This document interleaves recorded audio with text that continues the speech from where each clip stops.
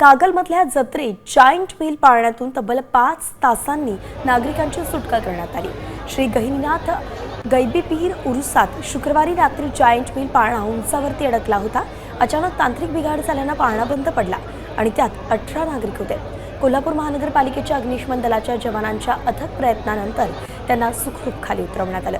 सुदैवाने या घटनेत कुठलीही जीवितहानी झाली नाहीये, कोणीही जखमी झालं नाहीये।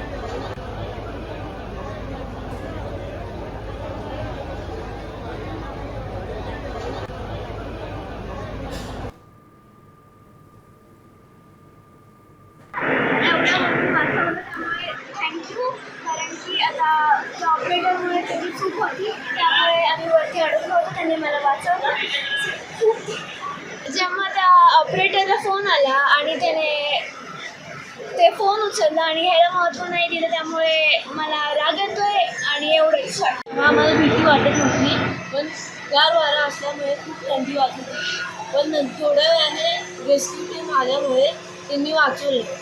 सर्व नगरपालिकेचे व पोलीस यांचे मी खूप आभार मानतो। आज आपल्या इथे 9:15 वाजता कॉल आलेला की कागल येथे जंपिंगची पाळणा मनोरंजन पाळणा यामध्ये 18 लोक अडकलेली, टर्न टेबलच्या लायडरच्या साहाय्याने ती सर्व लोक सुखरूपरित्या काढण्यात आलेली आहेत। आता isakal.com आहे देशातील नंबर 1 ची मराठी न्यूज वेबसाईट।